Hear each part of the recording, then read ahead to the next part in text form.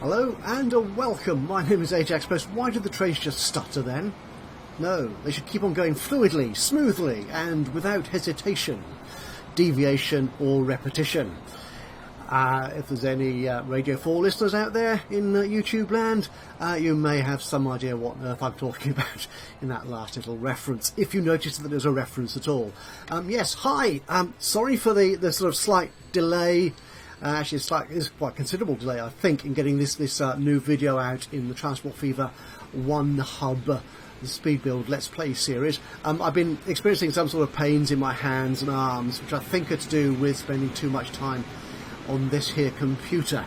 So I've kind of reduced my computer use somewhat in an attempt to alleviate that and get myself back in fully functioning working order. And it seems to have helped a little bit. So again, apologies for that, but I'm sure you understand that there's no point doing this if it hurts. No, and I'm not talking about the profit figures. The profit figures are actually very good. Yes, they are. Anyway, what I've done is getting to the task in hand, to the video itself. I have actually rolled on about 2 years since you last were with me. And I've made a slight change to the freight route that we set up, or the 3 or 4 freight routes we set up last time. The most significant of which is, I think, to this train here. No, it's not that one. It's not you either. It's one what goes... it'll be you. There you are, sir. Yes. What I had in the original setup was I had a train bringing the planks down from the sawmill there to our hub, which is here, so that this here train, this route, the Big Hogan's, no, that's wrong, dear me, click it, there you are, delete that erroneous S.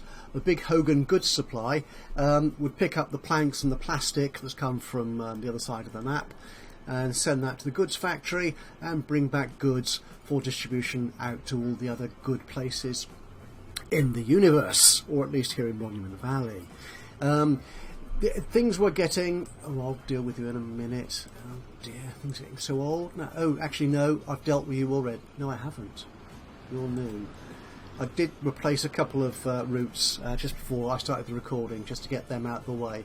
I'm going to pause this now, because otherwise I'm going to lose track and things are going to go awry, and we certainly don't want that. Yeah, so because it takes a while for these more complex freight routes to come into profit or earn any money whatsoever, it just seemed a little bit over the top having another train on this line here from the sawmill to the hub, when in fact the same train, which is picking up the plastic here, could pick up the planks here and send that on together as one load to the goods factory here. Now, as you can see, although that's been running for over a year now, it still hasn't really improved profitability much. The plastic supply, which is 2 trains on that long route, is still losing a vast amount of money, nearly 4 million. It's only come down from over 4 million in the last couple of minutes, in fact. So that's losing a lot of money still. The goods supply here is losing just over 1 million. The wheat supply, which is the one supplying the wheat to the plastics factory, that's not doing too badly. That's starting to pick up, I think. Yeah, that is.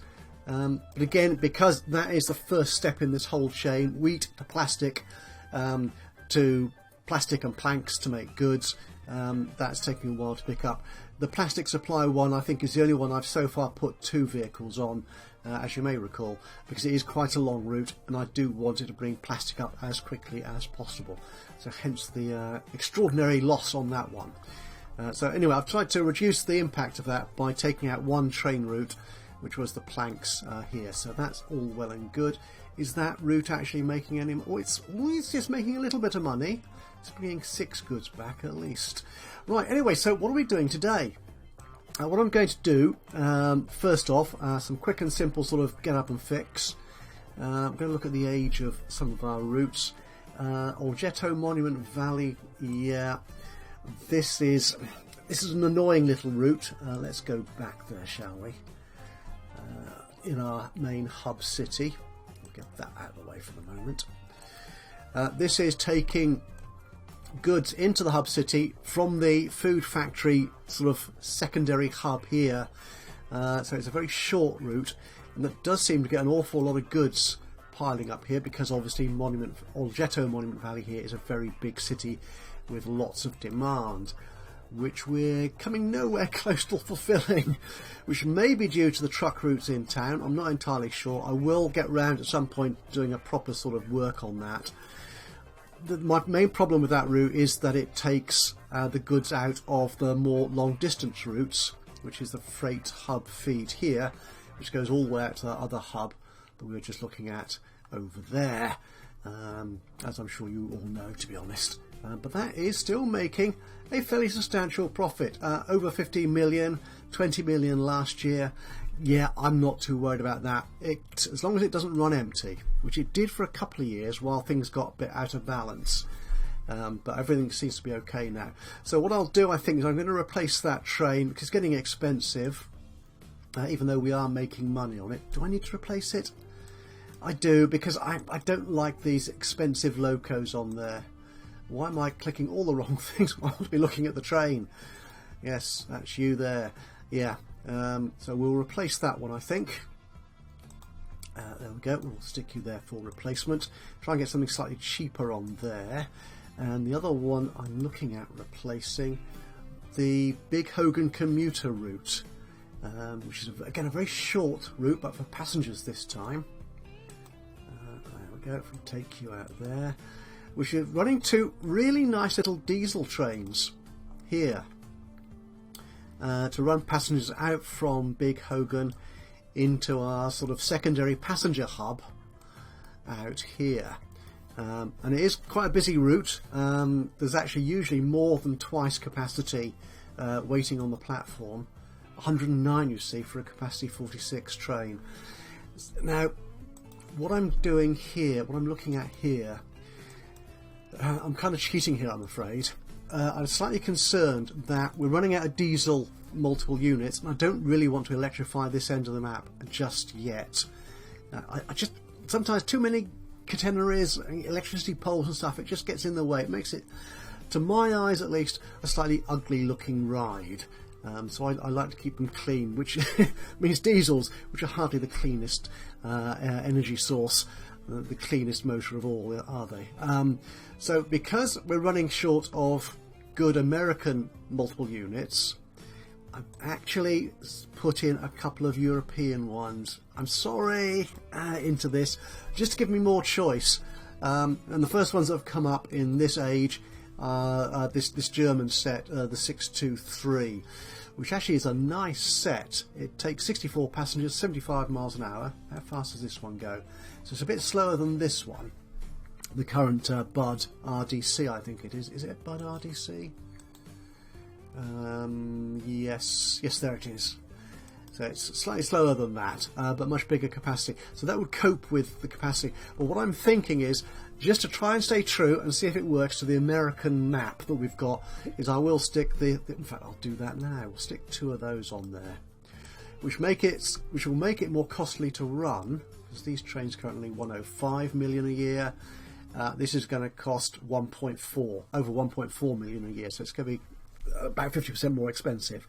But if I replace them now, 15 million, they are expensive.